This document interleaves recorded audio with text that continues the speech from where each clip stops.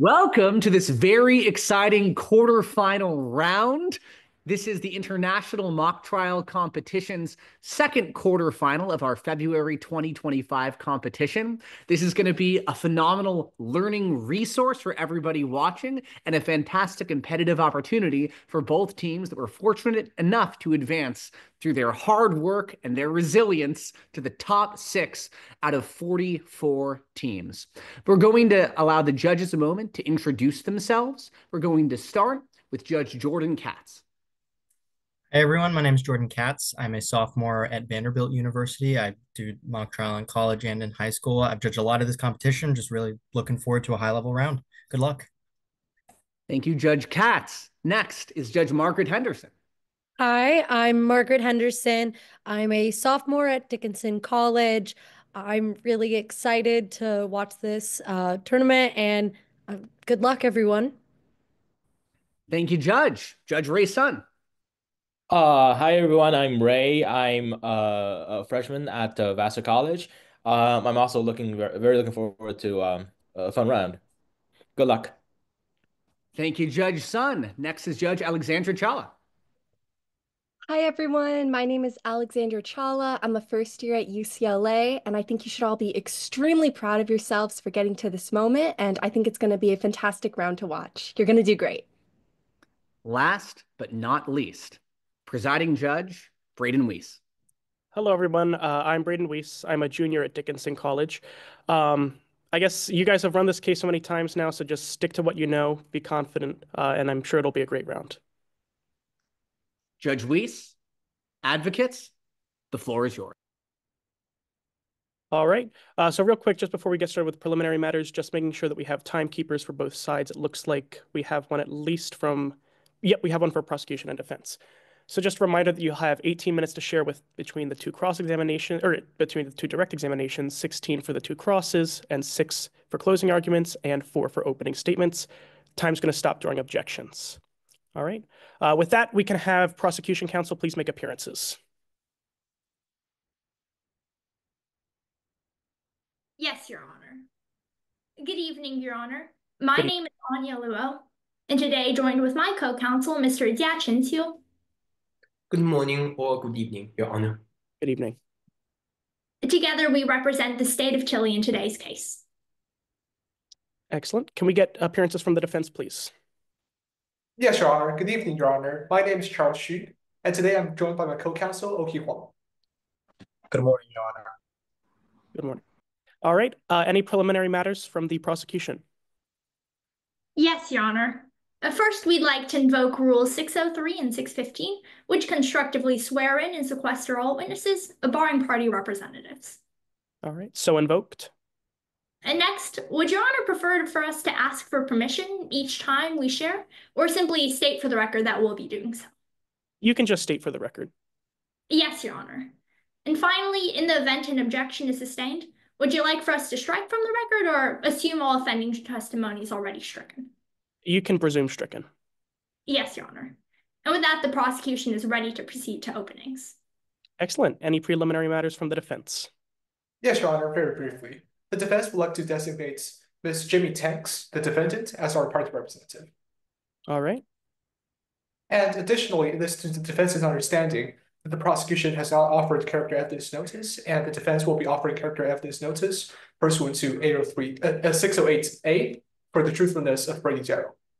All right. Is that your understanding as well, prosecution counsel? Yes, Your Honor. Okay.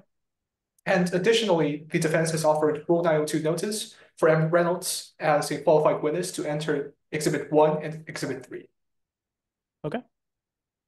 And with that, the defense is ready to proceed. Excellent. All right. Then we can proceed to opening statements. Yes, Your Honor.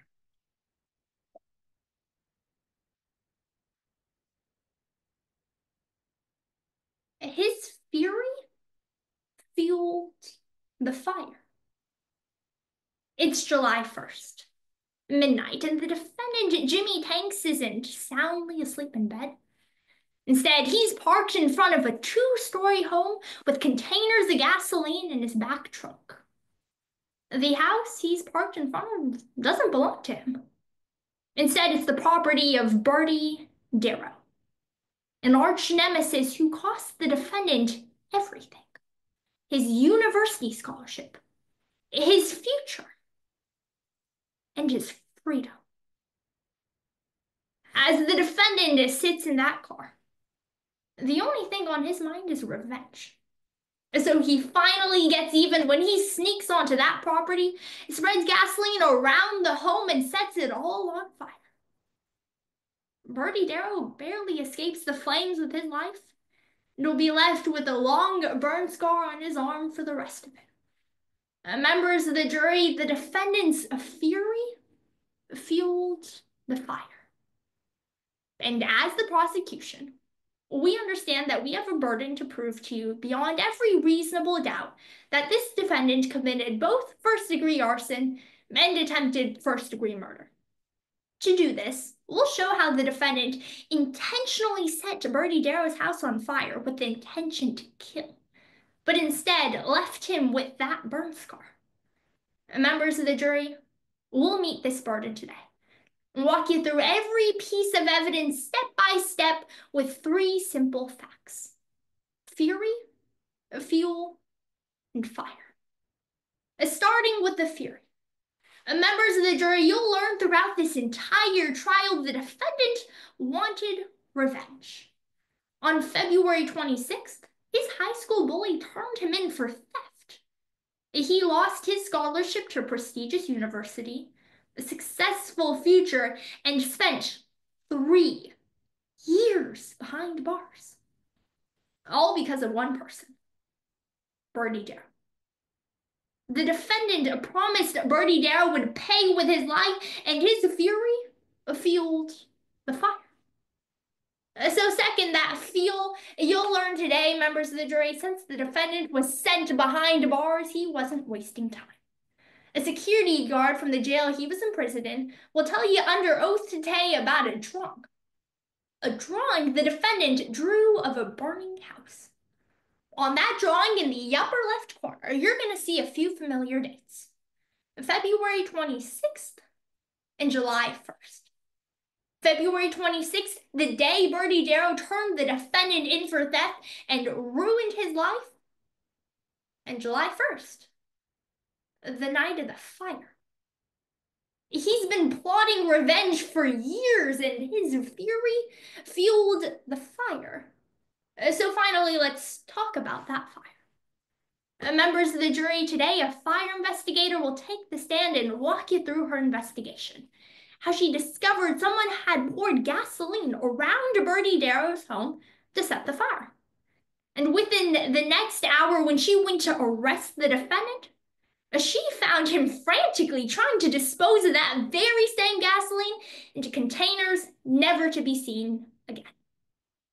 But members of the jury, we uncovered what the defendant was trying to bury, and when the facts start to add up like this, it tells us a story.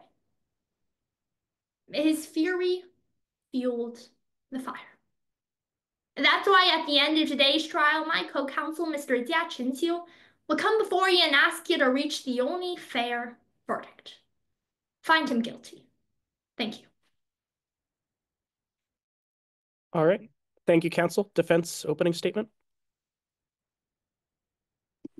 Yes, Your Honor. May it please the court. It wasn't for revenge. It was for revenue. On the night of July 1st, 2024, Jimmie Tanks wasn't seeking revenge. He wasn't at Bertie Darrow's house. He wasn't lurking in the shadows. But that didn't stop him from being blamed for fire he did instead. The prosecution will tell you this was an act of revenge. But today, you will hear the truth. A story of debt, desperation, and $1 million insurance payout. By stepping into the courtroom, the prosecution bears the burden of proof. The burden is beyond a reasonable doubt, the highest standard in our legal system. And if any part of their case leaves you questioning Jimmie Tanks' guilt, the law requires you to find him not guilty. Throughout today's trial, we ask you to keep two questions in mind. One, who could have profited from the fire? Two, who could have ever done the fire? The answers are clear. Not Jimmie Tanks. It was Bertie Darrow who stood to gain everything. Let's talk about who could have profited from this fire. You will hear from Dr. M. Reynolds, a fire and insurance investigator, who will show you how this fire wasn't random. It was set deliberately from the outside using paint thinner. And he revealed something even more troubling. Bertie Darrow was drowning in debt. He had gambling losses piling up, bills he couldn't pay, and a house that had become more of a burden than a blessing. But there was still a way out. His insurance policy, a policy worth nearly $1 million. Dr. Reynolds will explain from the evidence and how they just doesn't add up. How the fire spread in a way that suggests an inside job, how Darrow's financial desperation lied just too perfectly with the timing of the fire. Now, let's talk about who could have ever done the fire. You'll hear from Jordan Parks, an employee at Nuts and Bolts hardware store. She'll tell you that just days before the fire, Bertie Darrow, not Jimmie Tanks, purchased 2 cans of paint thinner, the very substance that caused the fire. She'll tell you how Bertie struggled to afford what he was buying, and yet he still chose to purchase materials that could be used to start a fire. Meanwhile, you'll learn that Jimmie Tanks wasn't even at the scene when the fire started. Members of the jury. The prosecution wants to believe it was something about anger. It's not. It's about money. At the end of today's trial, my co-counsel, Mr. Charles Shi, will stand before you and ask you to find Jimmie Tanks not guilty. Because it wasn't for revenge. It was for revenue. Thank you, Your Honor. Thank you, counsel. At this time, prosecution called their first witness. Yes, Your Honor. At this point, the state will be calling Dr. Honey Blaze to the stand.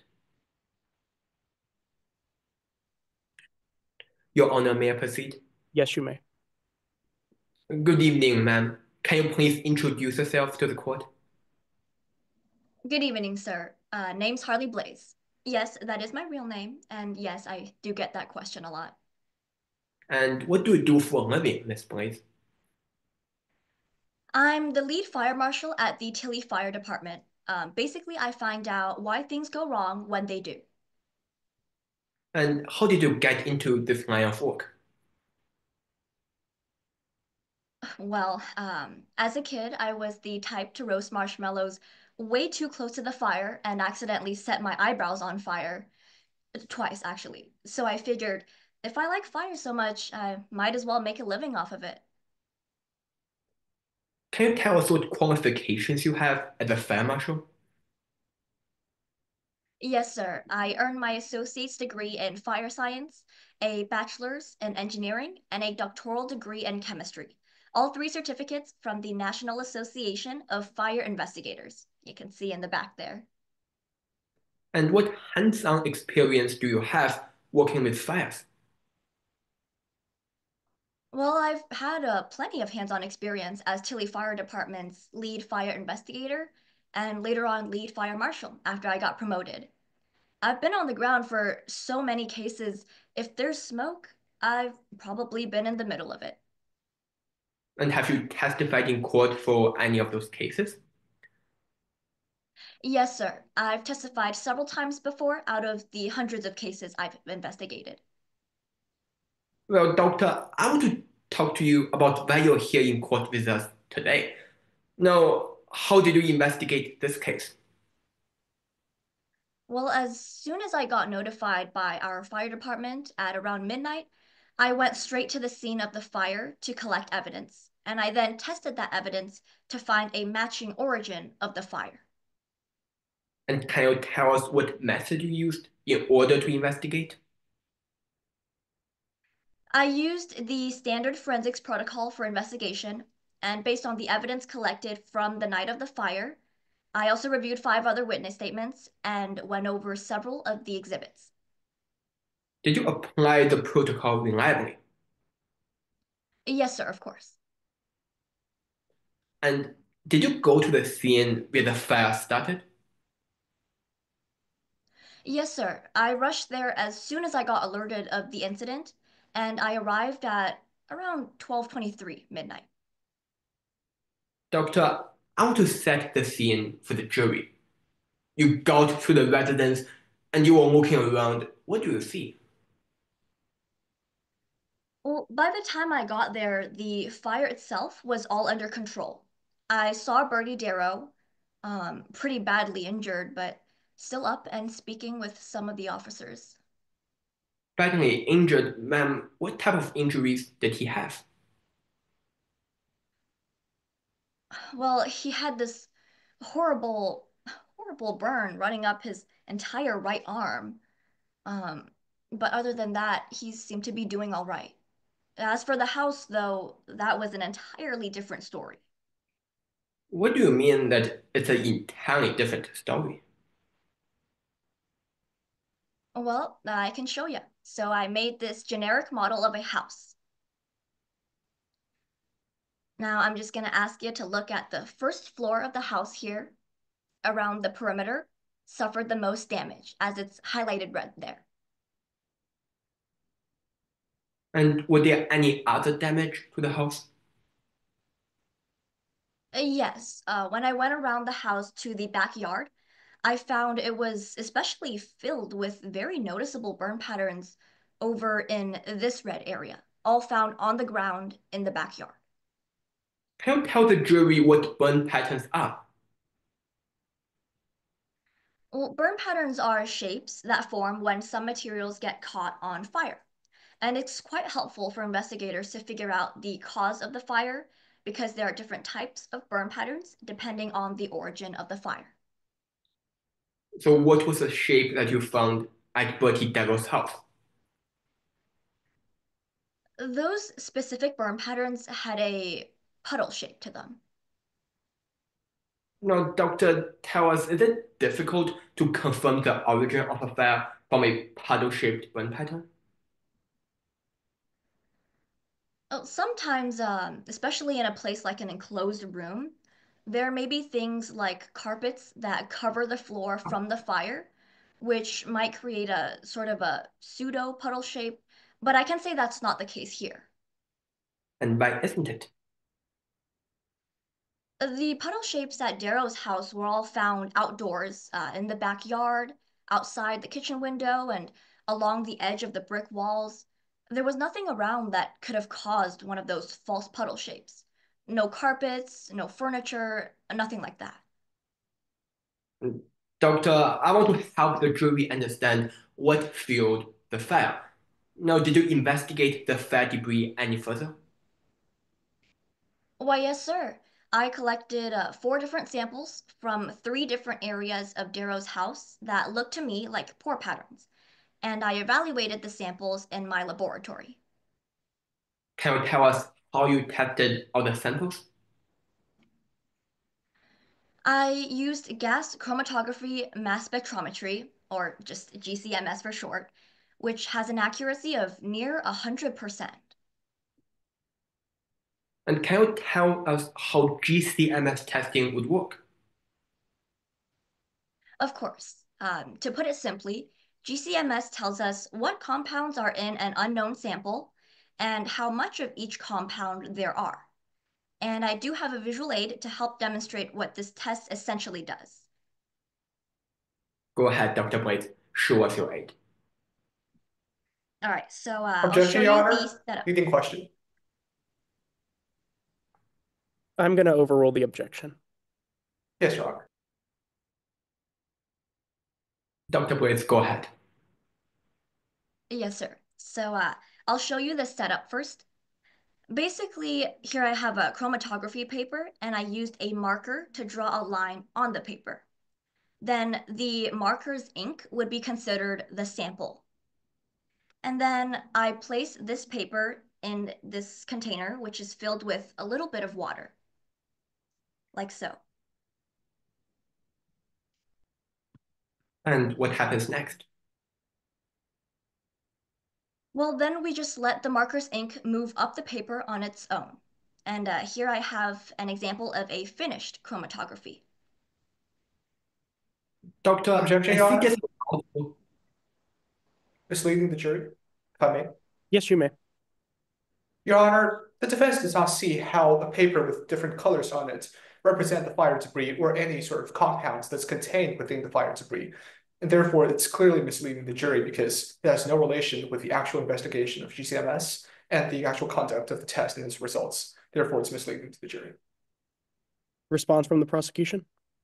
Your Honor, GCMS testing uses a similar method to separate the different compounds in a sample of fire debris.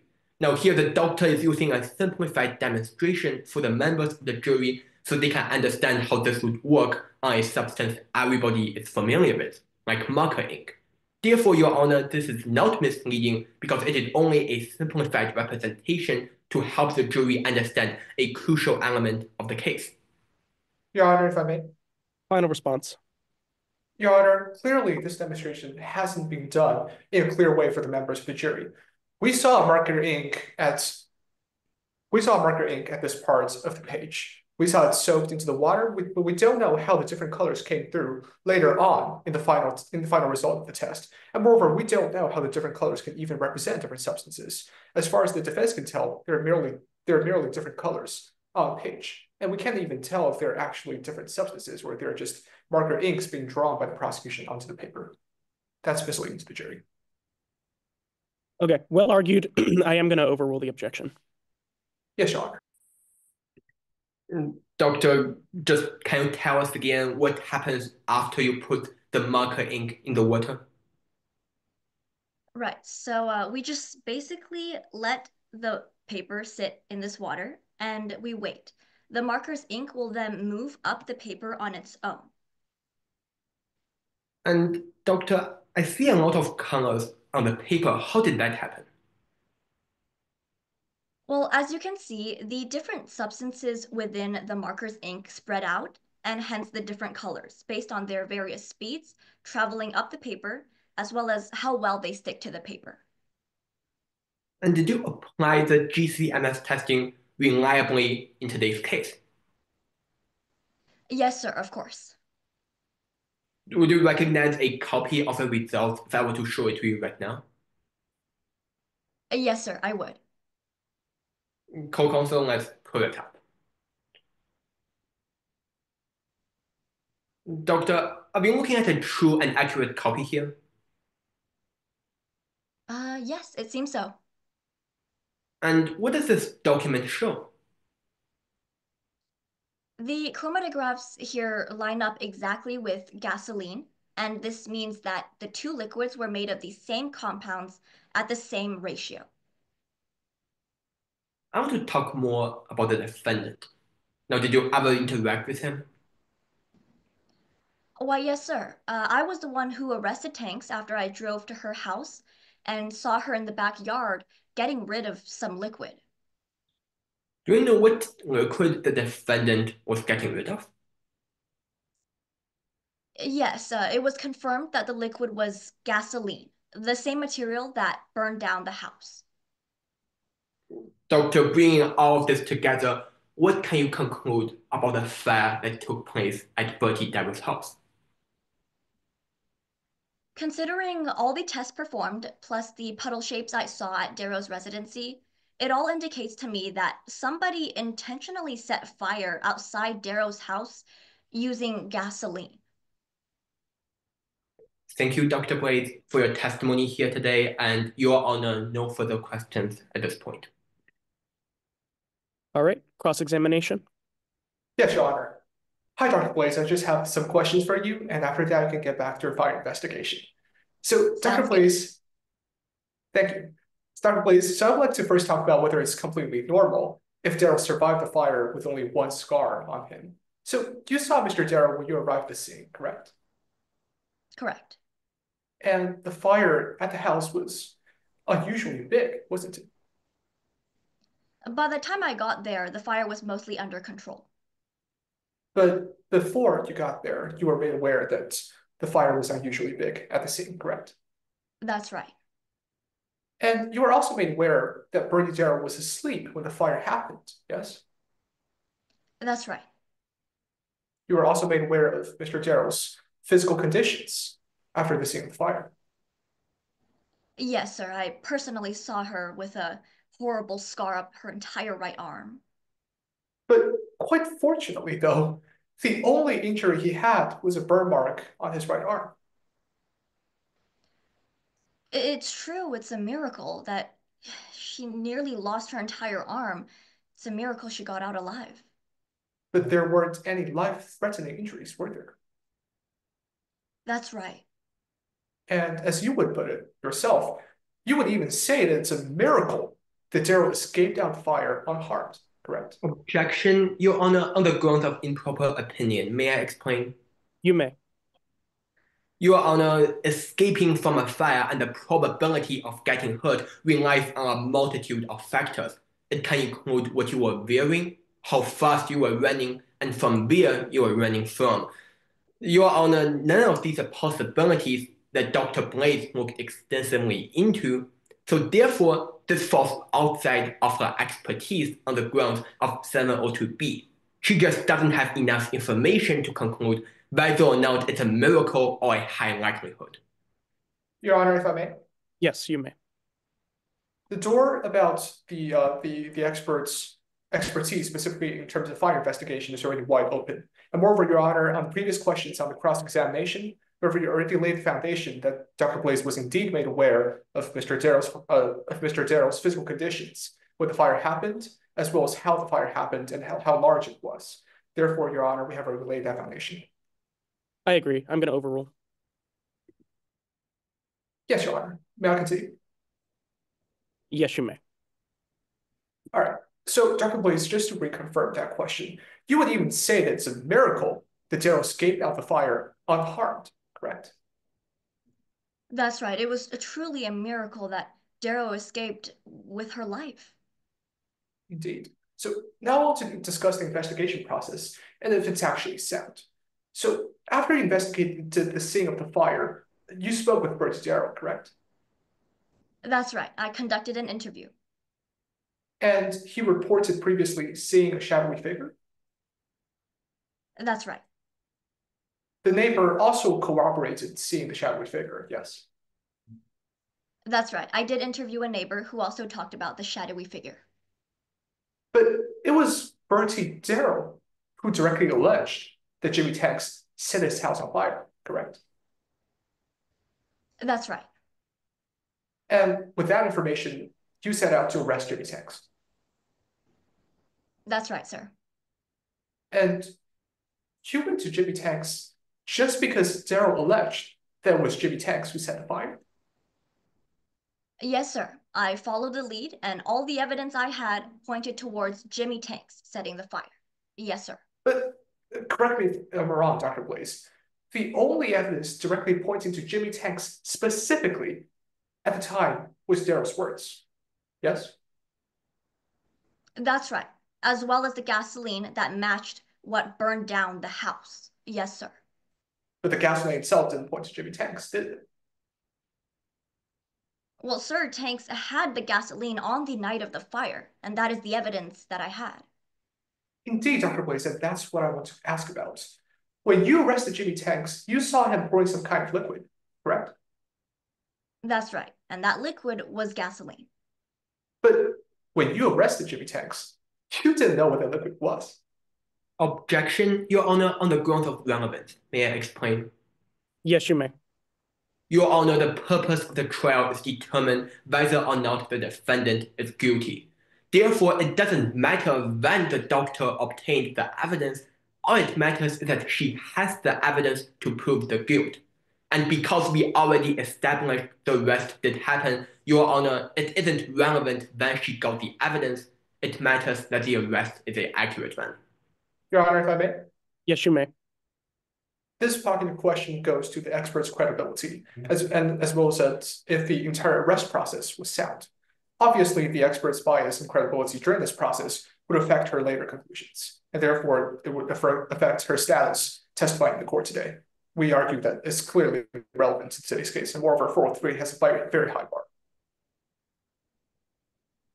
Response from prosecution? Yes, Your Honor, the challenge to the arrest process is the exact element of the case which is objectionable. It is already stipulated that the doctor had the probable cause to arrest the defendant.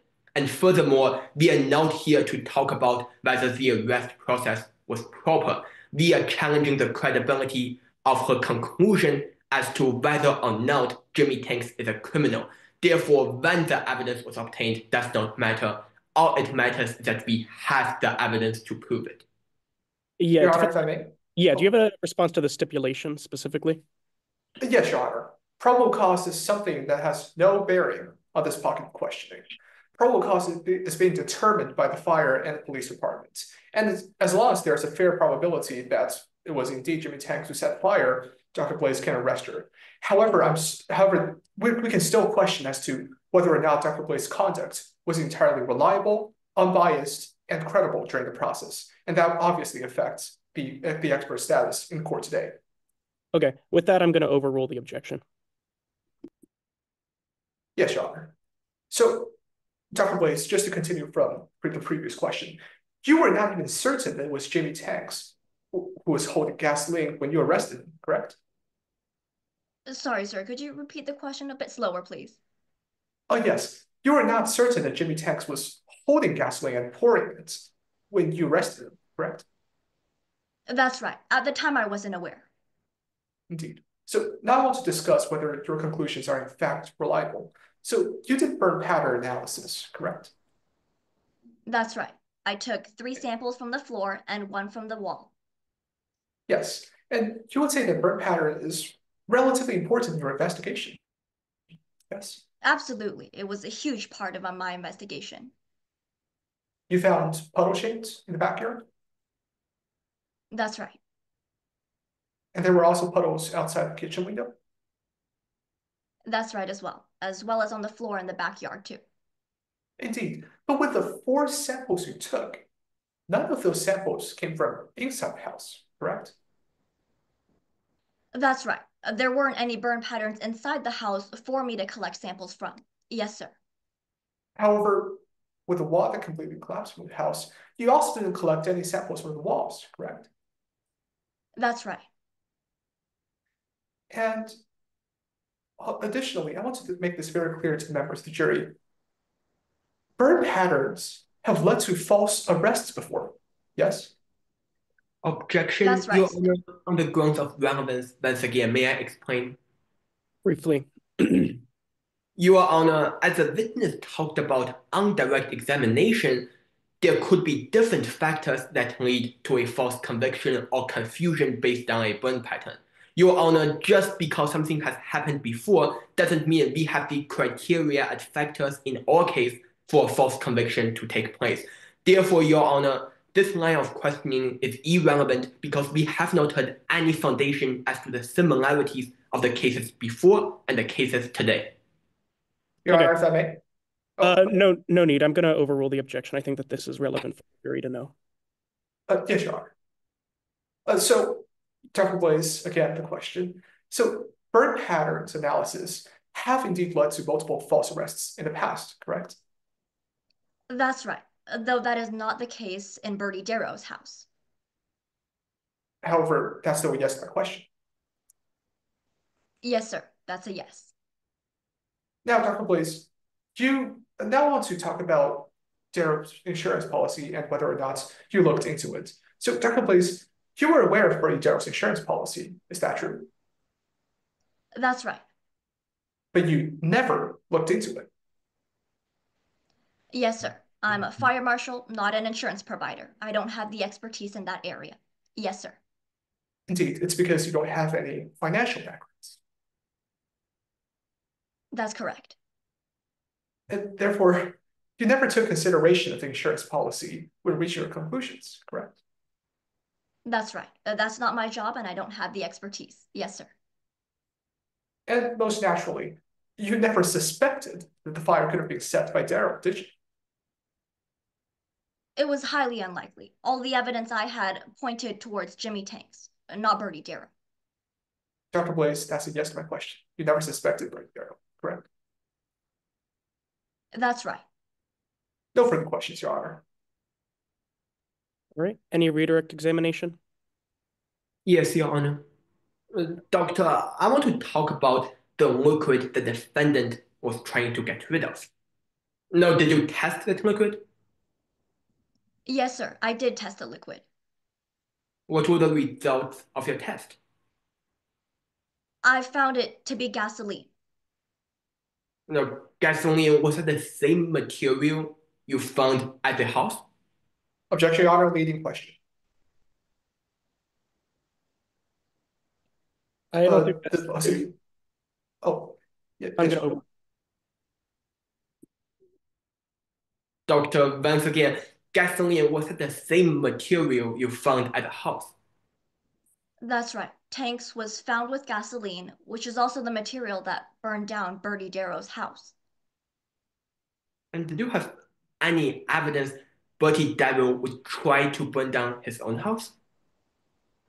No, sir, not at all. All the evidence I had pointed to Jimmie Tanks, not Bertie Darrow. Thank you, Dr. Blaze, and Your Honor, no further questions. May the witness be excused? Any recross? No, Your Honor, no recross. All right, in that case, yes, the witness can be excused. Just give us a couple seconds here to finish up any comments for the first witness.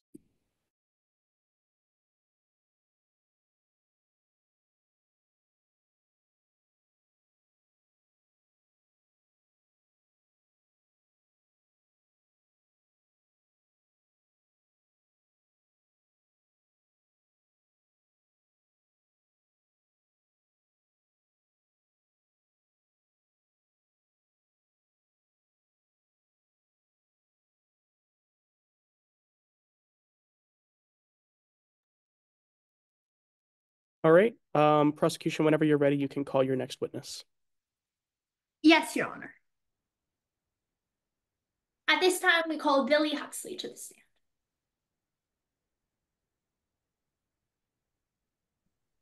Good evening, Miss Huxley. Hello. Could you please introduce yourself to the members of the jury? Hi, yes, of course.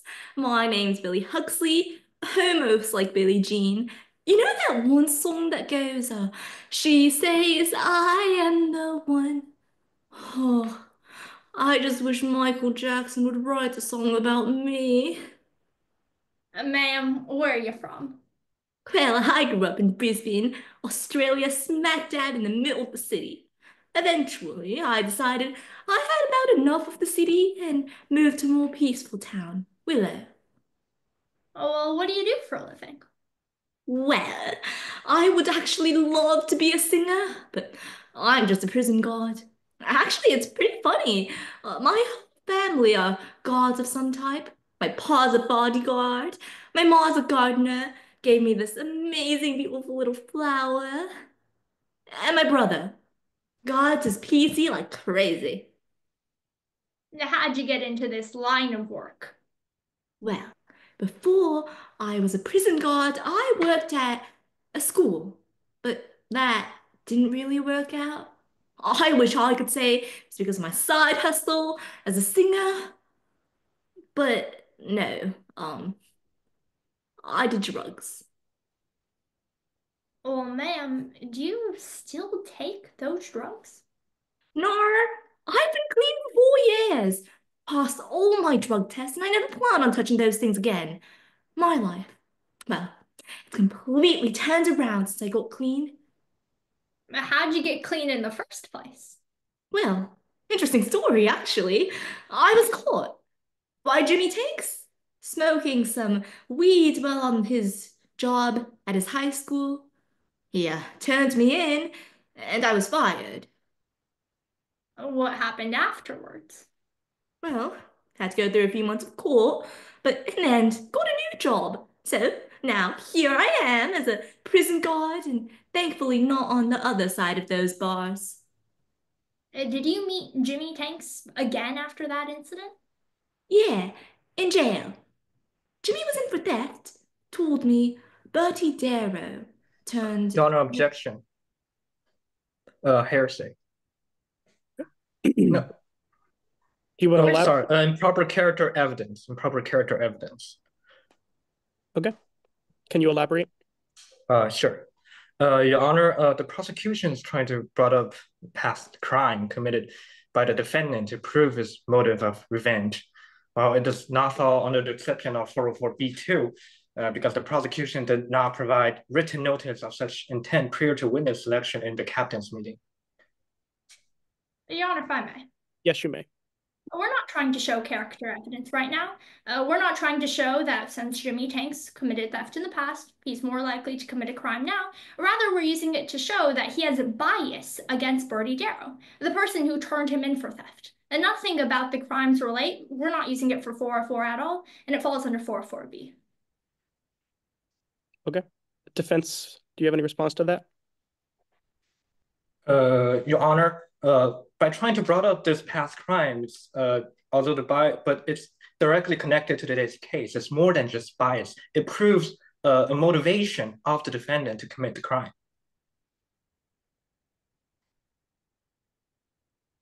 Your Honor, if I may. Briefly, yeah. Opposing counsel just said exactly what our intent is. We're using it to show that this defendant has a motive against Bertie Darrow. That's all we're using this past action for. Okay, I'm going to overrule. Yes, Your Honor. Well, Miss Huxley, can you repeat your response again? Did you meet Jimmie Tanks again after the incident? Yeah, in jail. Tanks was in for theft. Told me that Bertie Darrow turned her in. She said some other things too. Sounded to me like they had some real bad blood. Well, let's move on to talk a little bit further about the words of the defendant. What did he say that? Well, Tank said, I'll do whatever it takes to make sure Bertie Darrow suffers. I won't rest until Darrow loses everything Darrow loves. Did the defendant say anything else? Well, I wanted to talk about Taylor Swift's newest album, but Jimmy mentioned something about fire. Well, Folklore is a fire album, all right? But wasn't talking about that. It said that one day I'll show Darrow what true fire looks like. Your Honor, stating for the record, the prosecution is now screen sharing a demonstrative. Tech, if we could get that pulled up. Thank you. The defendant promised to show what true fire looks like. Did he do anything in the days after? Yeah. Started talking to an arsonist. Let's back up for a moment. Can you tell me more about that arsonist? Sure. Name, Alex Leonard. It's well known around that prison that he's convicted of malicious arson and serving a real long sentence. Did you catch anything that they were saying? Oh, yeah. I remember on March 16th, Leonard was telling Tanks to pour gasoline around the house at night. Well, did the defendant decide to use Objection, gasoline? Your Honor. Hearsay. Okay. Response. Your Honor, if opposing counsel can clarify which statement is hearsay. Specifically the claims made by Alex Leonard. Yes, Your Honor. We're not offering these statements from Alex Leonard for the truth of the matter asserted. Rather, we're using them to show the effect on the listener. It doesn't matter to us if what Leonard told Jimmie Tanks was true, that it's really best to pour gasoline around the house at night. Instead, Your Honor, if I may proffer. You may. I expect this witness will testify next that Jimmie Tanks said he would look into gasoline when the time was right. This shows how the previous statement lays foundation for the next one to be entered and is the formation of Jimmie Tanks' plan. Defense response. No, Your Honor. Okay, I'll overrule the objection. Yes, Your Honor. So, Ms. Huxley, did the defendant decide to use gasoline as his fuel for the fire? Yeah, Tanks said that she would look into gasoline when the time is right. Oh, were there any other interactions between the defendant and the arsonist? Actually, yes. There was a fire on May 5th. Now, I didn't think too much of it, all right.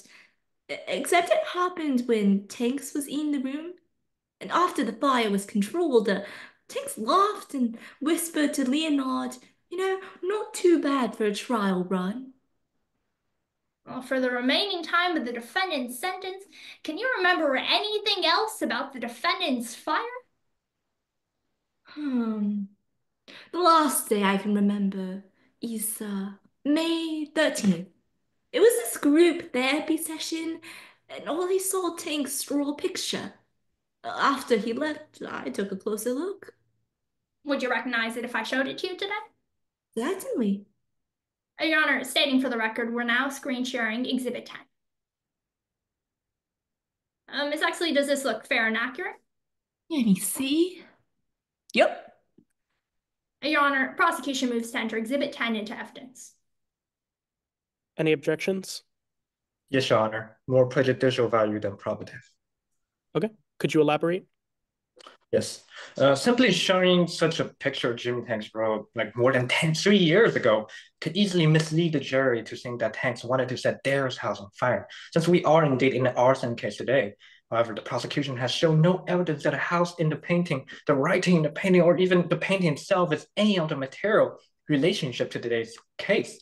The prejudicial value of this painting substantially outweighs any probative value. Prosecution, any response?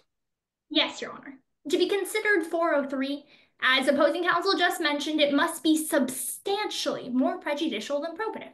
That is an extremely high bar, and that can only be met when the prejudicial impact of this exhibit completely outweighs any probative value. But Your Honor, it is the prosecution's case theory today that the defendant who drew this drawing is set fire to a home. This picture he drew in prison clearly depicts a burning house. That goes to show his plan. In addition, Your Honor, if I may direct your attention to the upper left corner of the drawing. Right now it's a little hard to see. Thank you for zooming in. But let's focus on those two dates. February 26th and July 1st. February 26th was the day Bertie Darrow turned the defendant in for theft, and July 1st was the day of the fire. This exhibit must be admitted to show the defendant had a motive and a plan. Defense, final response? Yes, Your Honor. All of these things that opposing counsel just said has still no evidence to prove at all. In fact, no one can prove that it was the motivation for this painting was to set Bertie Darrow's house on fire. It could have just been a painting he drew it for fun. And the dates couldn't indicate, it's not evident to indicate that it was the date of the fire. It could be related to anything else. Okay. I think the objection goes to weight, not admissibility, so I'm going to overrule. Yes, Your Honor. If we could go back a slide, attack. Thank you. Miss Huxley, what is this picture? Well, it's a drawing of a burning house. Well, I want to redirect your attention to the upper left corner of that drawing. Do you know what it is? Let me see. Yeah, I see dates, July 1st and February 26th. So we've got a drawing of a burning house with the dates July 1st and February 26th. Do you know what those dates mean? I don't know personally, but that date, February 26th, it also directly points to a figure in jail. Thank you, Miss Huxley. Nothing further, Your Honor. All right, cross-examination. Yes, Your Honor. Mrs. Huxley, I wanted to go back to what you said in the direct examination. You said you heard a few things about Alexander and Jimmie Tanks, isn't it? Yes, sir. You saw them talking during lunch. I did. Mr. Huxley, we recall them that they were discussing Jimmie Tanks needed to know where the target lived? Pardon, sir? I was just saying that you recall that they were discussing Jimmie Tanks needed to know where the target lived? Yes, sir. You also heard them discussing that they needed to pour the good things around. Yes, Tanks was instructed to pour the gasoline around the home at night. However, when you heard of these, you saw just two men playing cards, right? Yes, sir. They were talking while they were playing. Let's talk about another instance you mentioned in the direct examination, the lunch fight. Sure. You claimed that you saw Mr. Tanks laughing.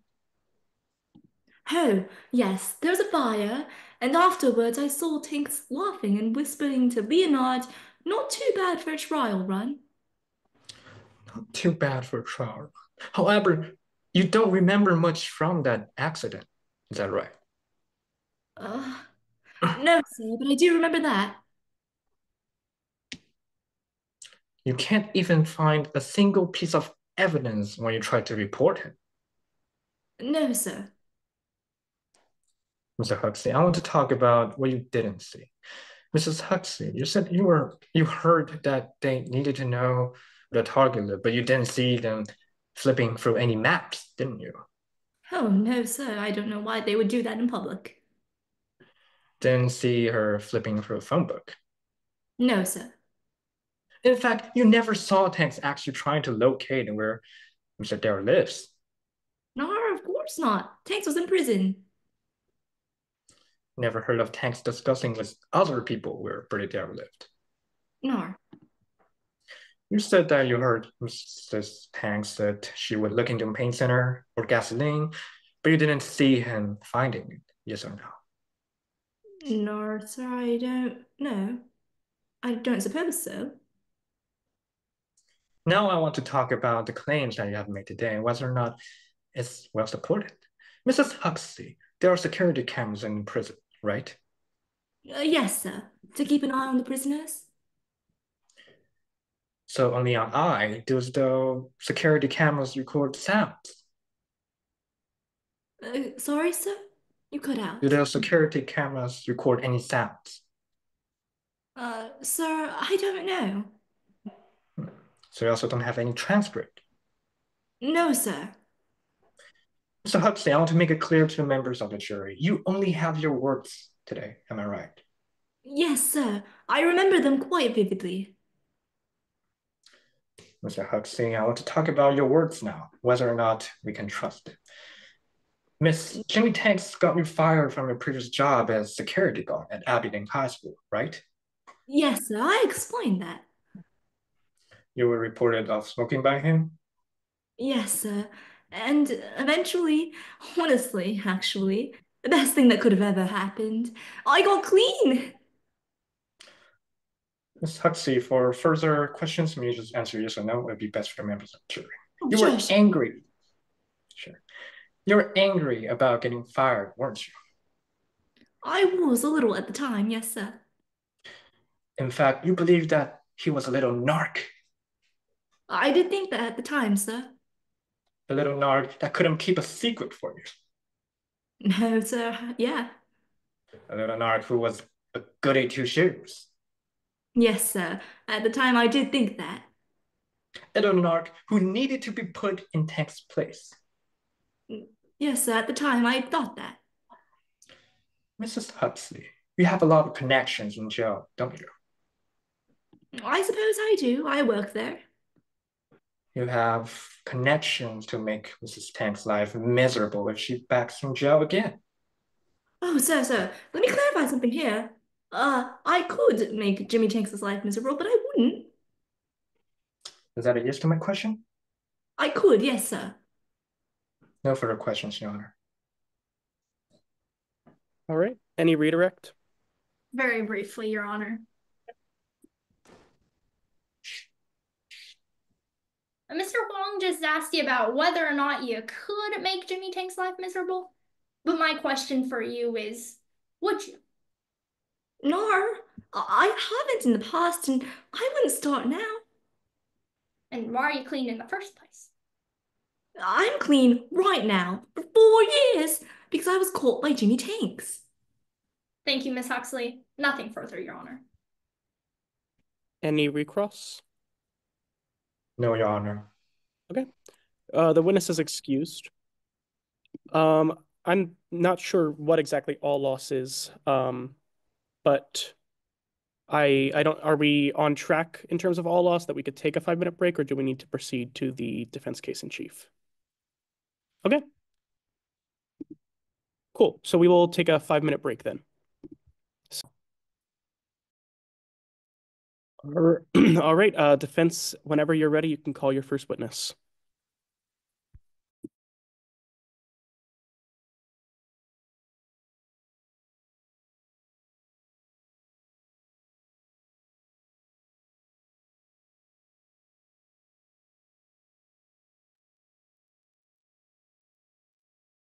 Defense, sorry, Your Honor. I think our other attorney just dropped out because of a tech issue. Because we're using our hotspot, it's not very. I'm guessing.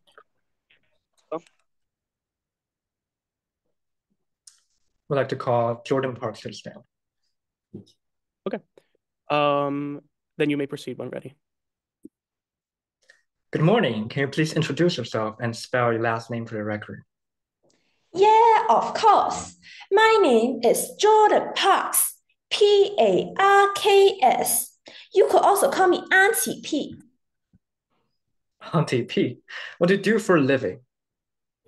Well, I started working at a hardware store named Notables not so long ago as an employee. Look, this is my worker ID and uniform. Auntie P very hardworking, ah. How's your usual day working as an employee in the store? Well, I'm usually the only person in the store. We don't get many customers because we are far away from everything lah. Well, coming back to today's case, what brings you to today's trial? Well, since I've had interaction with both Jimmie Tanks and Bertie Darrow before the crime, so the police asked Auntie P to share what I saw. Auntie P very organized lah, even made a timeline on it. May I show it? Timeline as part of knowledge and observations? Yes, of course. Your Honor, let the record reflect the defense is now screen sharing the witness demonstrative. What's your relationship with Jimmie Tanks? Oh, Jimmie Tanks. Well, she was my first customer. When Jimmie walked in, she had the brightest smile ever. And it was so contagious that I found myself smiling with her. And what was Miss Tanks doing at your shop? Well, she was looking around for equipment for a camping trip. She had planned it for 4th of the July. She ended up buying so much camping gears, such as ropes, some clothes, and gasoline. Auntie P thought she was starting her own survival show. Auntie P even offered to be the host lah. Did you ever meet Miss Tanks again after that? Yes, I did. On July the 1st, around 10:30 p.m., Jimmie rushed into my store and asked for gasoline. Did you give her the gasoline? Too bad. Auntie P's store don't have gasoline at the time. Anyways, I told Jimmie that there was a hardware store in Little Helmet that was still open and had gasoline that she could buy. So she then sent out to her car at the direction of Little Helmet. Was the hardware store in Little Hamlet far away? Yes, indeed. As I used to live in Little Helmet, made the trip many times. If Jimmie did go on that trip, it would take an extra 3 hours to her journal in order to get back to Willow. If that's the case, Jimmie would have only been able to get back by 3:20 a.m. Auntie P very good at math lah. Moving on. Sorry, I think Miss Parks. Objection. Your Honor, is to lack of foundation. Right now, this witness just testified going from Little Hamlet all the way to Willow County. Jimmie, the defendant, would arrive at around 3:20 a.m. We haven't heard any foundation as to from which shop specifically to which location would she arrive at 3:20 a.m. That foundation is necessary before this can be admitted. Defense, any response?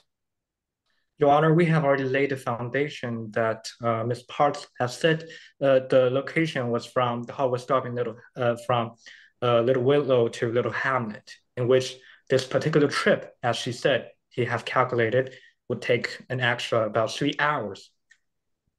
Your Honor, if I may. Yes, you may.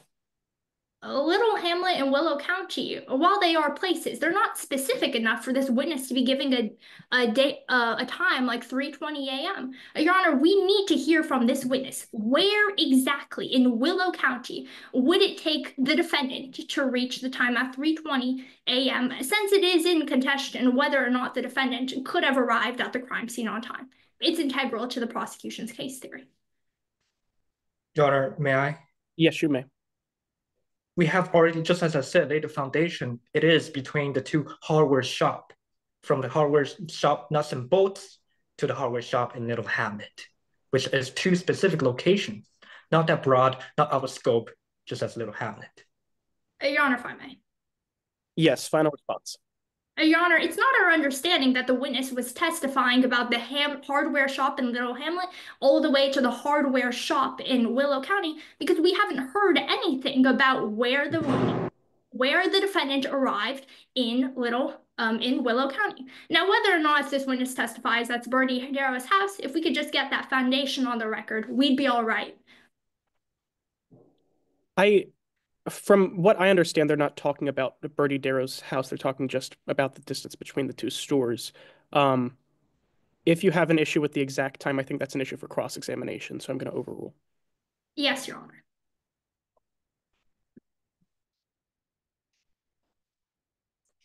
Moving on. Ms. Parks, do you know about Bertie Darrow? Yeah, I do. I met him a week before the 4th of July. Bertie pulled up to the store. It was around 9:50 p.m. She stepped out of an old, cracky car that looked like it would fall apart any minute, just like my son's career. And what did Miss Darrow do after she arrived? When Bertie approached me, he explained how he was here to buy some supplies for a paint job. I want to close the store as soon as possible. A hearsay as to Bertie Darrow's statements. All right, response. Your Honor, it's not hearsay because simply this is just, we can refer that as action. Bertie Darrow counted her that, telling her that she needed to buy this, it's saying that she needs to buy these gasolines, which is treated as an action instead of a statement. Prosecution, do you have any further responses? Yes, Your Honor. The defense is using the statement that Bertie Darrow was gonna buy paint thinner for its truth of the matter asserted. And since it's an out-of-court statement, this is still considered hearsay. Okay, I'm going to sustain the objection. Your Honor, may I?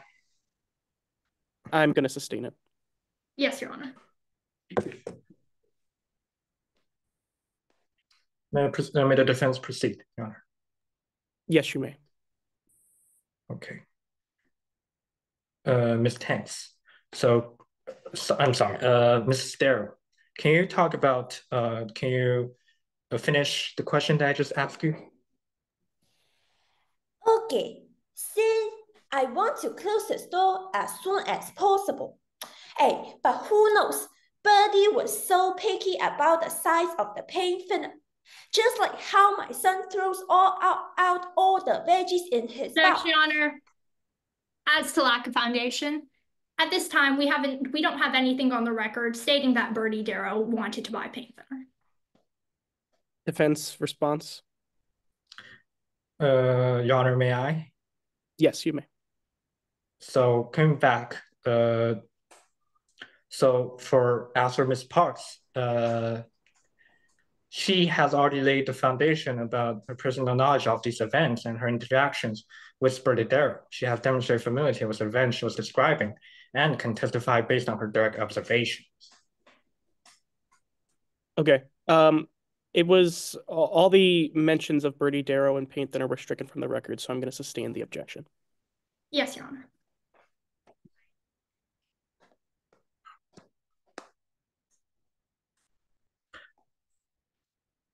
Miss Darrow, sorry. Miss Parks, did you notice anything else about Bertie when he was at the store? Yes. I do remember seeing something quite weird that Bertie was doing on his phone. What did you see? Will you see?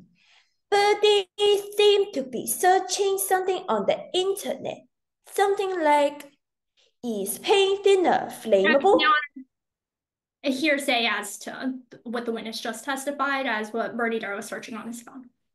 Okay. Defense, any response?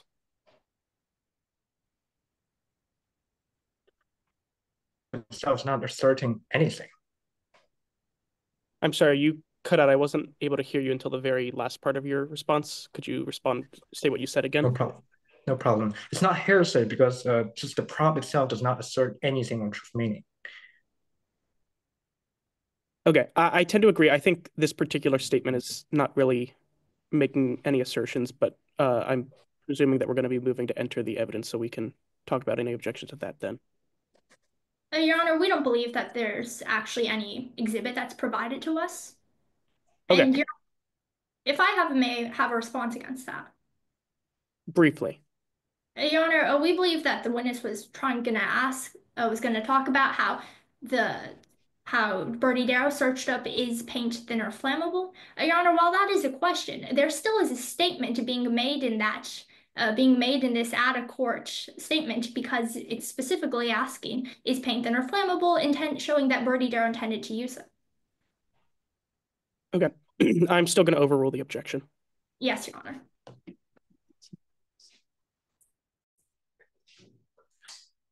Miss Parks, what did Mr. Darrow end up purchasing? Well, he came to me with 2 large cans of paint thinner, some paint, and a few paintbrushes, and a portable fire extinguisher.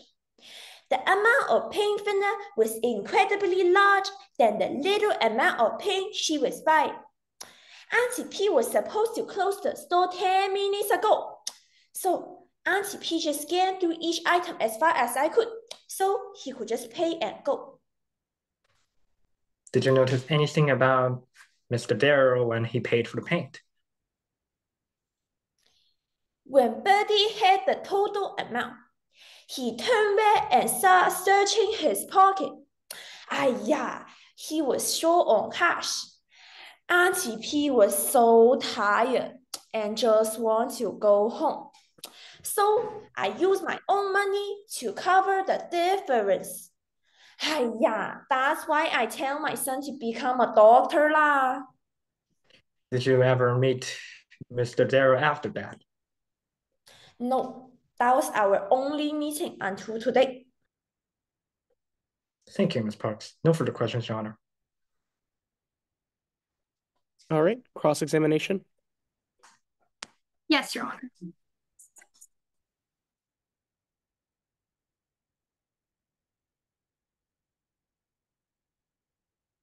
Good evening or morning, Miss Parks. Would you prefer on TP? It's both okay. All right, then. I want to begin with if the defendant was able to get the fuel for his fire from your hardware store. As a hardworking employee on July 1st, you stayed late at the shop before you closed for the next day? Yeah. And at 10:30 p.m., the defendant ran into the store.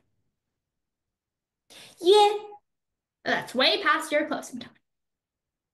Yes.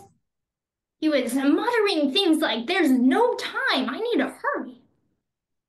I mean, yeah, and she mentioned a car accident on the road. Later, on Auntie P's way home, I saw the accident that she described that I tried that she described. I tried to drive through, but the road was completely blocked off, just like my son's bright future. I'm bringing you back to my question. When the defendant ran into the store, they were muttering things like, "There's no time and I need to hurry." I mean, that's correct. What the defendant was running out of time to buy, what he really needed was gasoline, right? Yeah. But you told her you didn't need it. Could you please clarify your question? Well, you told the defendant you didn't have any more gasoline, right? Yes, at that moment. Yeah, and he panicked. Yeah, I mean, yeah. As I just said, continue, sorry. As I just said, yeah, she mentioned a car accident. Yeah, but it's still a yes to your question. All right, and after he panicked, he begged you to check again? Yes. Because he needed that gasoline and couldn't wait another moment. I mean, yeah. So you decide to help.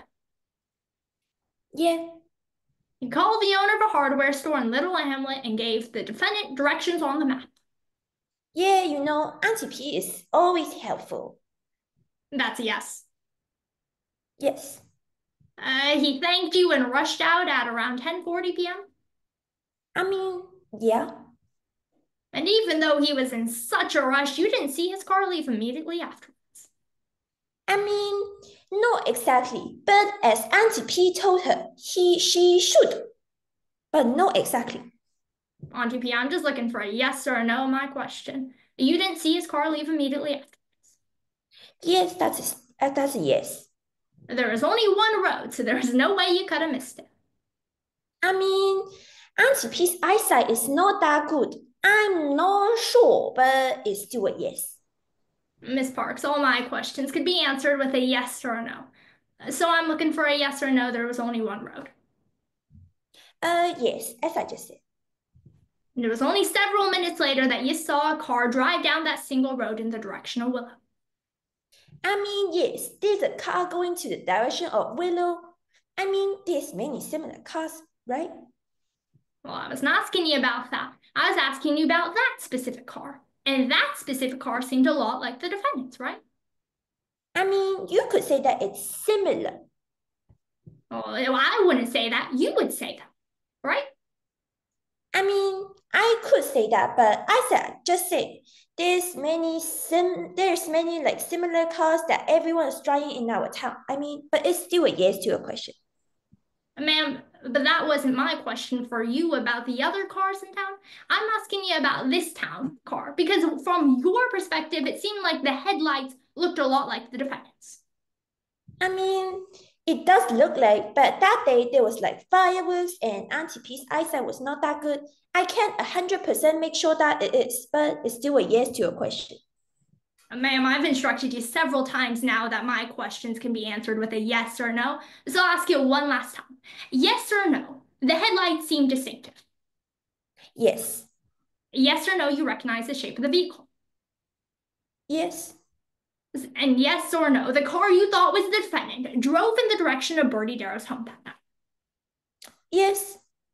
I want to next talk about what the defendant might have been doing during those minutes before he saw his car rush in the direction of Bertie Darrow's home.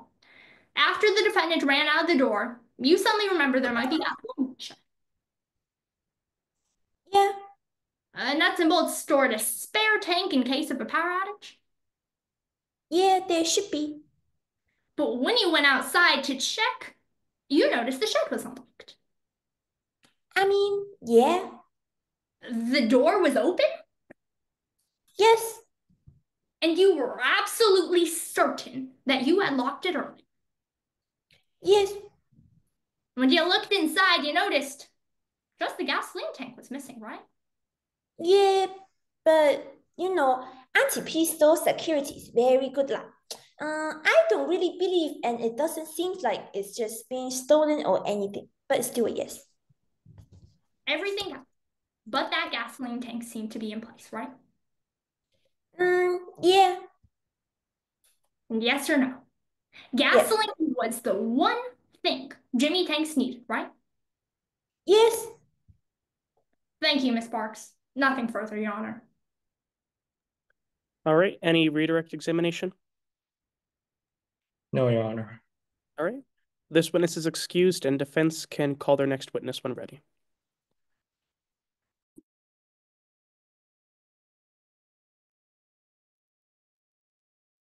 Yes, Your Honor. We call Ms. Reynolds to the stand. Good morning. Could you please introduce yourself and state your name for the record? Morning. My name is M. Reynolds. Reynolds. Ms. Reynolds, what do you do for a living? I've held a position as a detective in the police force for 20 years. And as of right now, I'm working as an insurance inspector at Tilly Insurance Group. Well, what's your expertise leading to this job as an insurance inspector? I hold a Master of Science in Fire and Safety Engineering from the University of Michigan at Ann Arbor. Thank you, Ms. Reynolds. Let's get back to today's case. Why are you here in court today? Well, I am here to present some of my findings on two issues: potential causes of the fire with some scientific conclusions and the financial situation of Mr. Darrow. I've made a demonstrative to explain my investigation process. May I share it? Certainly, Your Honor. Let the record reflect that the defense is currently screen sharing the demo for Ms. Reynolds. So, Ms. Reynolds, what evidence have you collected about the fire and Mr. Darrow's financial situation? About the fire, I first documented the scene and retrieved evidence, then conducted lab tests on the evidence retrieved. On Mr. Darrow's financial situation, I conducted an interview with Mr. Darrow. I also reviewed Mr. Darrow's financial report. How did you conduct your investigation? I used the IMT method, which represents investigate, manage, and tabulate. The IMT method. Is this method reliable? Yes, of course. Reliability is the golden standard in our field. And when we conduct investigations and experiments, we always make it based on reliability. Did you reliably apply this method to today's case? Yes, I've been using this method for several years of now on a lot of different cases, and it's always been able to provide me with the most accurate data. I see, Ms. Reynolds. So from the IMT method, what is your expert conclusion for this case? There are three conclusions. Firstly, the fire was intentional. Secondly, the fire was fueled by paint thinner. And lastly, Mr. Darrow had a motive to commit the crime. You mentioned three conclusions. Can you explain your first conclusion? Well, the first conclusion is that arson was definitely evident in the crime. I came to this conclusion through burn patterns on Mr. Darrow's house that I inspected in my investigation when I arrived at the scene. What has the evidence shown you? You see, upon initial observations, I've noticed burn marks on the outer walls with area and linear patterns, but not from the inside of the house. An accidental fire usually begins from the inside to the outside. This thus led me to conclude that some form of ignitable liquid was being spread on large surfaces, promoting the spread of the fire.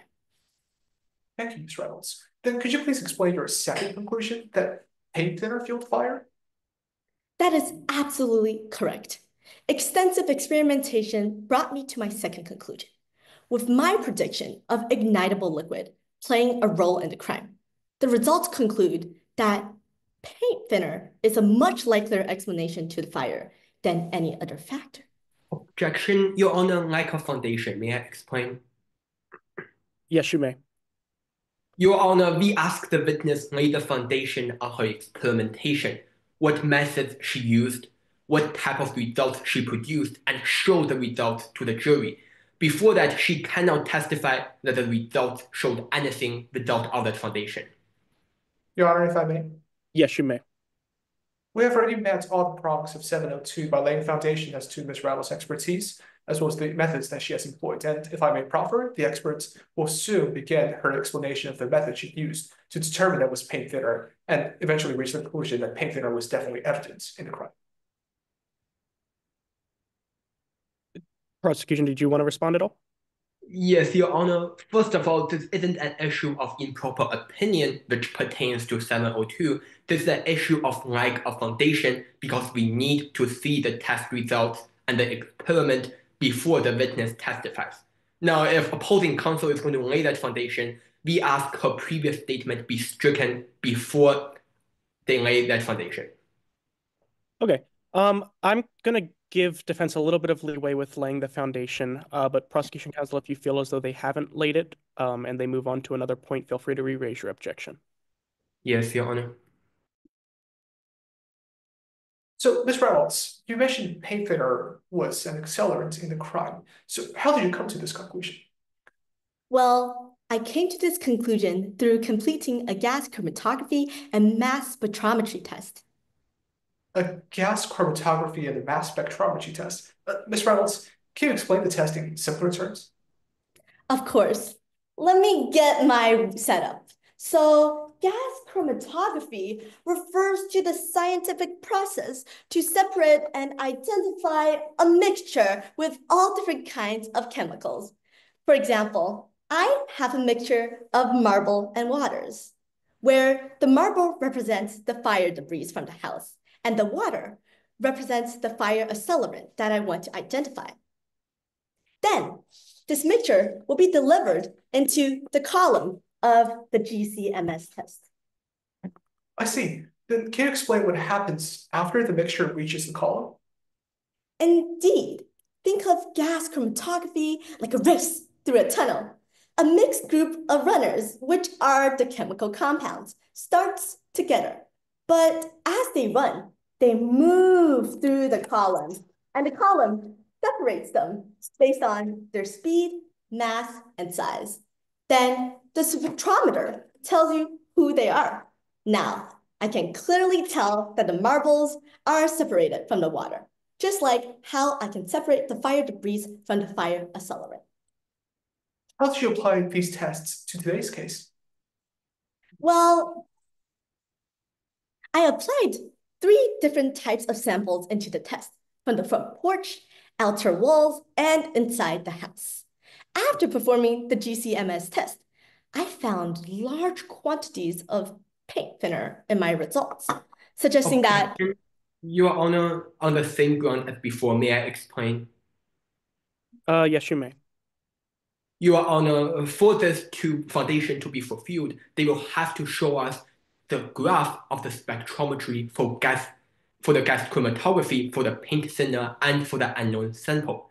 We did not see any visual depiction of the result. Therefore, no foundation has been laid as to whether or not this result is admissible.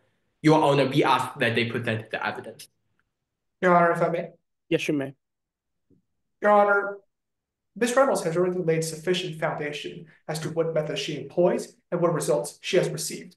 She can directly testify to the results that she has received, and indeed she has tested out paint thinner as a significant composition in the fire accelerants. She need not bring up like entire graph to show that it was indeed paint thinner. She has her words here. Yeah, I think if you have doubts about the conclusions, you're welcome to explore those on cross-examination, but I'm going to overrule. Yes, Your Honor. Yes, Your Honor. So, Ms. Reynolds, could you please just finish your previous response? So how did you apply these tests to today's case?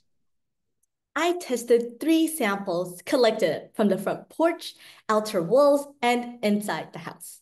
After performing the GCMS test, I found large quantities of paint thinner in my results, suggesting that it is highly likely it was the main cause of the fire.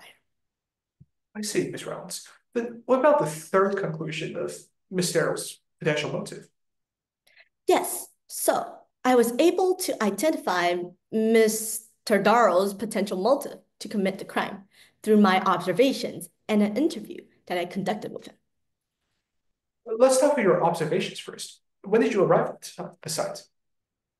I arrived at the scene around the morning of July the 2nd after receiving an email from my superior. And what did you do when you arrived at the scene? I first went around the outside of the house before entering in its remains. Then I went inside to take a closer look at the site. Went inside the house. What else did you notice within the house? So, when I went inside the house to collect data for my experiment, I've noticed that a lot of furniture seemed to be missing. I didn't see common appliances such as laptops, personal computers, televisions, or the fridge. It seems weird with an occupied house containing such bare minimum of furnishing. A house without appliances and furnitures. What about the interview you had with Miss Darrow? What happened? So, I asked Mr. Darrow about his financial situation in relation to the house. Mr. Darrow told me that he had a steady job and salary that could support his daily life and protect him from any form of financial trouble. But this was all contradictory to what I've investigated. What information did you investigate? I looked at the financial statements of Mr. Darrow. Ms. Reynolds, are financial statements regularly conducted? Certainly, financial statements are regularly kept and updated by the bank to document their clients' financial transactions, debt summary, so on, so forth. In this case, the client is Mr. Darrow. Do you usually use financial statements while working as a senior inspector? Yes, I do. I have been working with the Tilly Bank for years now. They provide regularly conducted reports that we often use as insurance inspectors. Would you be able to recognize Mr. Bertie Darrow's financial statements if I showed it to you? Yes, I would. Let the record reflect that the defense is screen sharing Exhibit 3 on the demonstrative of Ms. Reynolds. Ms. Reynolds, is this a fair and accurate copy of the statements? Yes, it is. Your Honor, at this point, the defense would like to enter Exhibit 3 into evidence. And Tech, could you please just hold the statement to full screen? All right. Any objections? I have no objections, Your Honor. All right. It's so admitted. Yes, Your Honor. So, Ms. Reynolds, can you tell us about this exhibit, the financial statements of Mr. Darrow? Well, you see, here it shows the debt of Mr. Darrow has accumulated. For example, he borrowed a $200,000 mortgage from the bank. He has up to $15,000 of credit card debt and a personal loan of $10,000. He really does need a lot of money to pay that off. Is that all the information we can get from this report? Not at all. You can see under recent transactions, the last line shows that Mr. Darrow just had a $2,000 gambling loss. A $2,000 gambling loss? What does this mean? You see, after looking into Mr. Darrow's financial statements, I've noticed that it heavily contrasted to what he claimed. In fact, he was heavily indebted. And, Ms. Reynolds, what is one potential way for Bertie Darrow to repay the debt?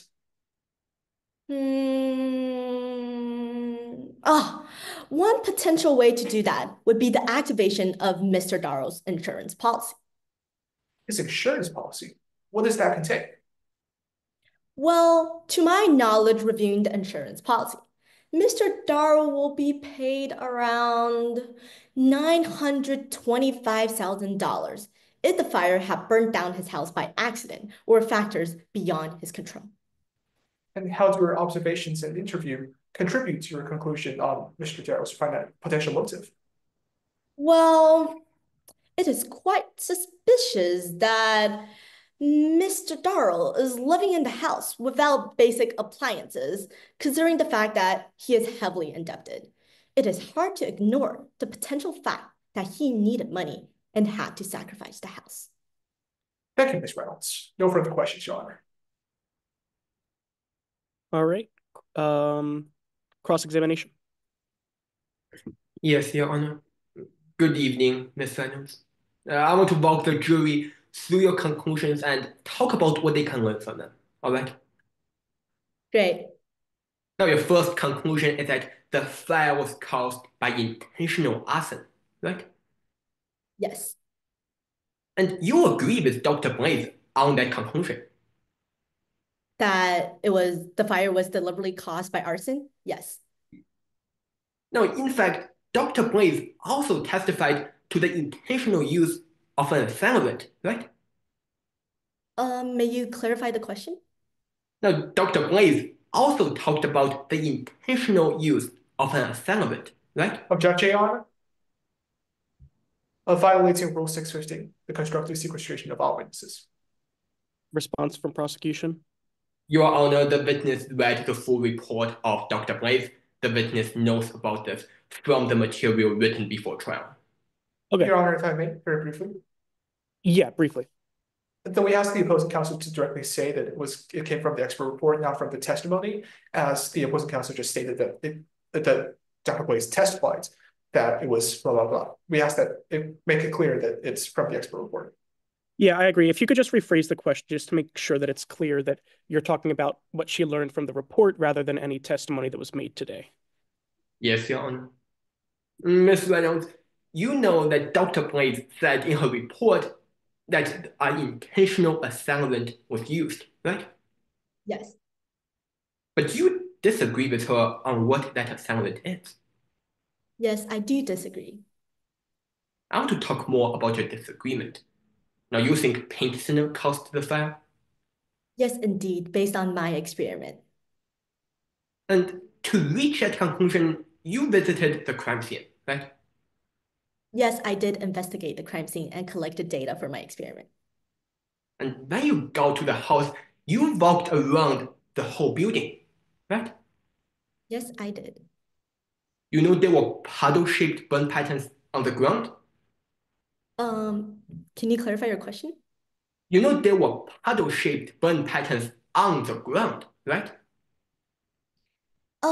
Actually, I tend to focus more on the outer walls of the house because there were linear and area patterns, but that's a yes to your question. Now you tend to focus on the walls, but you only looked at the walls for your testing, right? Actually, I also collected samples from inside of the house. So you only looked at the walls of the building, right? Can you please clarify the question? Because I did went around the entire house and also inside the house. Ms. Reynolds, you only looked at the wall, not on the ground, right? For the entire house? Yes. I want to talk about what you found on the walls. Now you found linear patterns, right? Area and linear patterns, yes. But you don't know if that was the ignition point of the fire? Actually, I believe that the fire spread from ignitable liquids, and based on the patterns that I've observed on the walls, I was able to collect 3 different samples, thus creating an experiment that concluded that the fire was caused by a ignitable liquid that accelerated and spread the fire throughout the house. Ms. Reynolds, I wasn't talking about the spread of the fire. I was talking about the ignition. You do not know where the fire was ignited, do you? I am not definitely 100% certain, but I am definitely certain that the fire started from the outside and then to the inside. No, you don't know if it started on the outside walls or on the outside ground, right? Yes, that is correct. I want to talk about who may have fueled the fire. You claimed on direct examination that Bertie Darrow had a motive, right? Yes, indeed. And that was a conclusion you came to as a part of an investigation. And also my observations and also an interview. And you came to that conclusion before you walked into court today, is that correct? Yes. Doctor, is that your sworn testimony here today? My conclusions that I made before, or can you please clarify the question? Because I was a bit confused of the question. Ms. Reynolds, is it your sworn testimony that you came to the conclusion about Darrow's motives before you walked into court and sat down? I came to the conclusions on his insurance policy and investigation, but my specific conclusion of him having a motive was today at court. Because, sorry, I misunderstood your question. I thought you were asking about the financial report.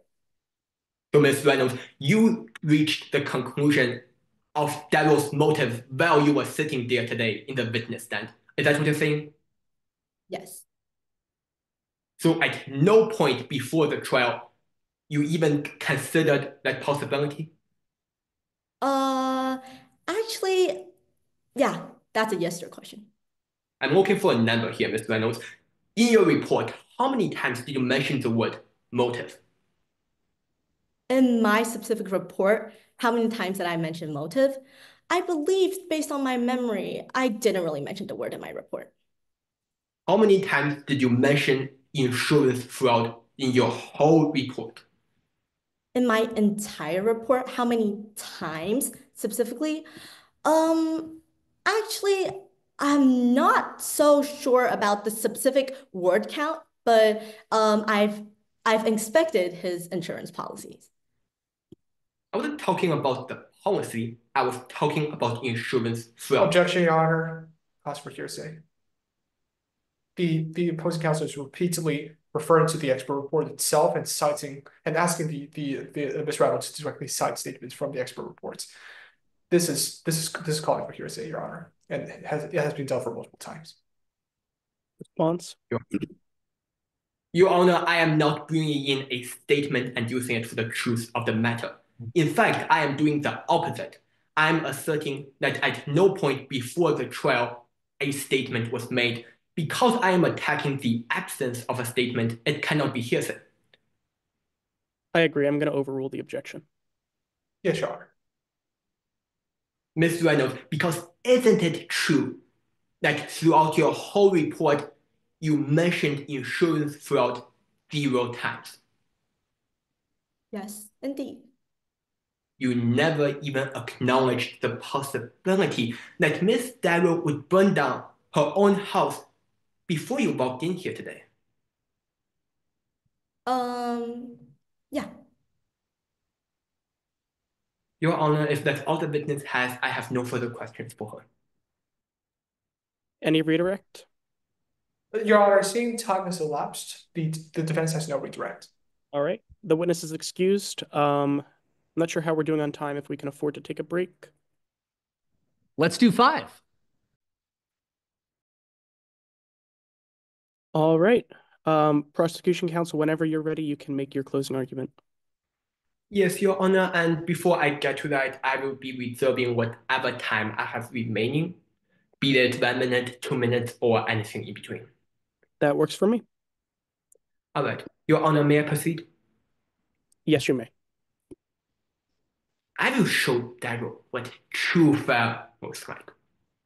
Those were the defendant's exact words. And members of the jury, throughout today's entire trial, you've learned that the defendant made good on her promise. The defendant threatened to burn Darrow's house down while in prison. The defendant let her fury fuel the fire. And today the defendant is sitting here in court facing justice for her crimes. Members of the jury, the facts are clear that the defendant was a furious woman. She planned to burn down the house. She got the fuel for it, and members of the jury, the fire happened, and it destroyed the life of Miss Bertie Darrow. So members of the jury, for that reason, we've brought before you 2 charges. My co-counsel told you them in the beginning of the trial, and I'll tell you again. They are the first-degree arson and attempted first-degree murder, meaning the defendant intentionally set fire to the house of Bertie Darrow with the intention of killing her. But the defendant failed because Miss Darrow walked away with her life, but with a debilitating injury. In the beginning of the trial, the defense, they made you promises. Mr. Huang came up here and he promised you that you are going to hear about how Miss Darrow would burn down her own house. But you didn't hear any expert give you a confident conclusion on that. Mr. Huang also promised you that you would hear all about the revenue. But what he forgot is that revenue isn't profit. There was a cost to Bertie Darrow. But members of the jury, I'm not here to talk to you about the promises the defense didn't live up to. No, that is not their burden. It is our burden to prove to you that the defendant is guilty, and we've shown to you the only reasonable explanation in the whole round. Her fury fueled the fire, and that is the only reasonable conclusion is because it is the truth. I want to remind you of what the three facts mean today, members of the jury. First of all, the fury. It is no secret that the defendant is furious. The defendant had a bone to pick. It was her revenge, and she was planning it in prison. You've heard from a prison guard today, someone who has no stake in the case because they are just here to do their job and tell you what she saw. And she told you fact after fact, talking about the gasoline, showing Darrow what true fire looks like, and a burning drawing of a two-story house with the date of the crime, July 1st. Second, we've shown you the fuel. Now the fuel is clear, it is gasoline, the same material the defendant was getting rid of. The defense's own expert couldn't even show you a graph of her results. And she couldn't even show you evidence that the point of ignition was with the gasoline. I won't ask you to focus on what the defense couldn't do because I want you to look to the evidence. The puddle shapes all around Darrow's house were filled with gasoline, and Dr. Blaze testified today that the ground is where the fire started. The defense cannot challenge that because their own witness has no idea. And finally, members of the jury, the fire. Why we are here today? Today we've shown to you that the defendant is a person with the motive and the opportunity to do the crime. Well, defense, they cannot even get their arguments clear. Revenue isn't profit. And that is what the defense, they don't want you to know that. Because Miss Darrow suffered a long injury down her entire arm. Her house burned down because of the defendant. Her $1 million house, members of the jury, the cost to Miss Darrow is immense. But the defense, they only want you to look at the revenue. And they are asking you to doubt the evidence. You know the defense is truly desperate when they ask you to doubt their own expert because their own expert couldn't even come up with a possibility.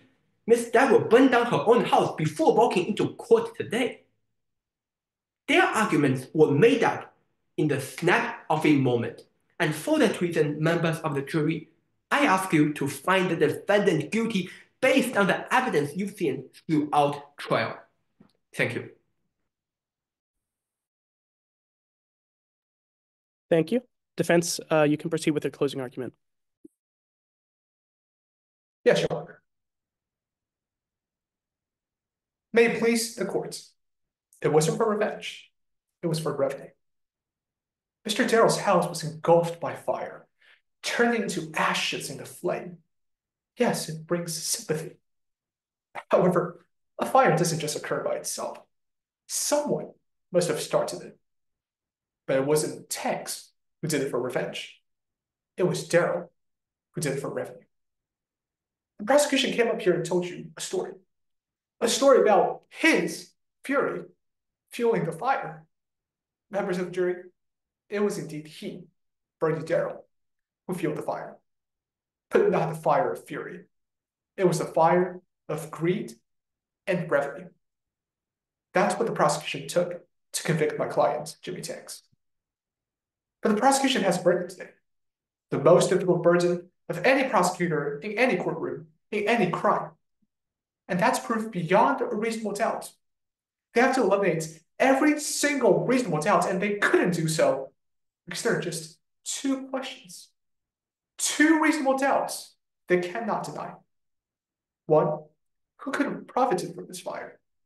And two, who could have even done the fire? Let's start with the first question. Who could have profited from this fire? The opposing counsel tried to find Ms. Tanks' guilt by bringing up the prison guards, Ms. Huxley. They tried to use the words of Ms. Huxley to use her claims, what she supposedly heard Ms. Tanks say, to justify Ms. Tanks' motive to start the fire. But members of the jury, let's take a step back and look at what Ms. Huxley had experienced before coming to court today, what she has to offer. Her life was ruined by Ms. Tanks, as Ms. Tanks reported her for using drugs on campus, thereby losing her job as a security guard. That's why she could use her influence in jail to make Ms. Tanks' life miserable, if Ms. Tanks ever comes back. The exact thing that the prosecution is trying to do today. And solely based on the words of the prison guards, the prosecution tries to tell you a story. A story about an old high school classmate who had conflicts with each other. But members of the jury, everything the prosecution took to prove was merely Ms. Tanks' angry words from 3 years ago and the painting. But with the 3 years of jail time she had already bore and rehabilitated from, why would Ms. Tanks want to burn down the house and earn herself another few decades of jail time? But if you question the other possibility, who could have profited from this fire? You will see. It wasn't for revenge. It wasn't for fury. The fire was for revenue. As Ms. Reynolds told you herself today, the supposed victim, Bertie Darrow, was in more than $200,000 of debt. Mr. Darrow faced that debt pressuring him day after day, drowning him. But then there was the opportunity. There was the hope. There was the revenue. As the insurance expert told you, Darrow purchased an insurance policy that will award him nearly $1 million in cash, but his house collapsed and turned into ash. An amount so great that he could directly go debt-free just by burning down that house, acting as a burden with all the mortgage, all the loans, all the debt, and gambling losses that Mr. Darrow has. Revenue turned into profit. But it was such a secret, such a scheme, that he dared to lie to Ms. Reynolds in the interview about his financial situation to cover it up. But you've seen the financial statements. The truth doesn't lie. Moving on to the second question. Who could even set the fire? Now you've heard from Dr. Blaze herself that Darrow escaped such an unusually big fire with only one single scratch on his arm when he was supposedly asleep. Now, if that burn mark, so severe, wasn't suspicious enough or miraculous enough, as Dr. Blaze would put it, Jimmie Tanks couldn't even have made it to Bertie Darrow's house in time to commit the crime. Today, you've heard from Ms. Parks that Ms. Tanks headed all the way to Little Hamlet to purchase the gasoline for camping that she planned for. Because when she first visited the store, she didn't just buy gasoline. She bought camping tools, fishing tools, and an American flag. Moreover, how could Ms. Tanks possibly know that there was gasoline under the shed behind the store? Even if Ms. Tanks got the material, she wouldn't have the opportunity to use it. And members of the jury, what Dr. Blaze took to arrest no one, but specifically Jimmie Tanks, was because, and solely because, Bertie Darrow alleged her, and because Jimmie Tanks was pouring gasoline, which Dr. Blaze wasn't even sure about when she arrested her. Simply possessing gasoline is nowhere near proof beyond reasonable doubt. But on the other hand, how could the fire have started? Who could even set the fire? If you plug in Bertie Darrow as the answer, all proof came together. It wasn't for revenge. It was for revenue. After knowing whether paint thinner is flammable, he bought so much more paint thinner than paint for Miss Parks, and that's what you heard from Miss Reynolds. That paint thinner is such a more likelier explanation for the fire if you look at the outer walls, which Dr. Blaze never investigated. Members of the jury, we had presented to you another reasonable story different from the state's. This story is connected facts by facts. All right. And that's why you should find Jimmie Tanks not guilty. Yes, Your Honor. Okay. Prosecution rebuttal. Yes, Your Honor. May I proceed? Yes, you may. The defense is asking you to ignore the evidence, to doubt your reason, and to distrust their own expert. Their case is built on unreliable evidence, while ours is built on the facts of the fury fueling the fire. Who do you trust, members of the jury? People who have no stake in the case defending justice? Or do you trust the unreliable alibi from a person who the defendant begged for fire, or a witness who came to a brand new conclusion on the stand? Find the defendant guilty. All right. Then that should be everything.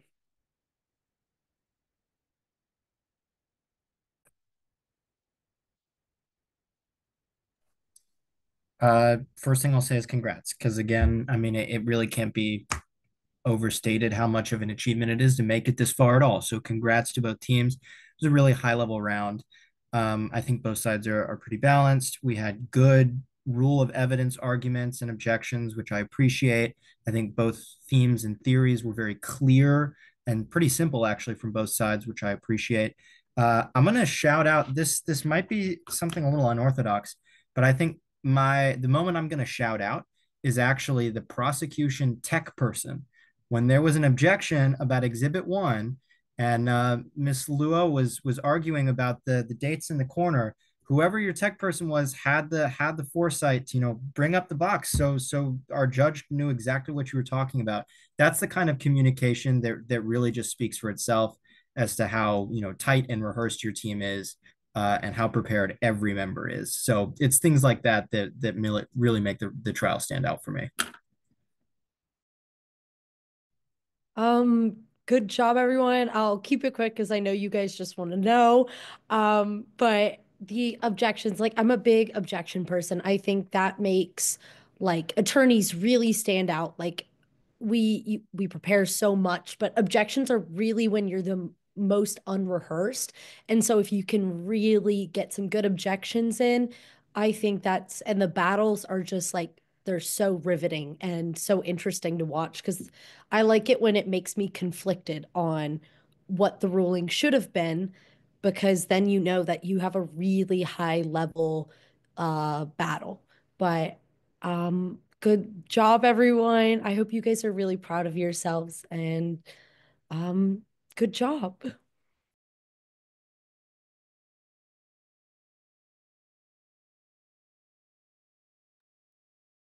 Very, very much agreed. Like the objection battles were the pacing was amazing. Like everybody was like really arguing like mock trial lawyers. I don't know how actual lawyers argue in objection battles, but like as in like mock trial lawyers, I feel like everybody is arguing very well in objection battles.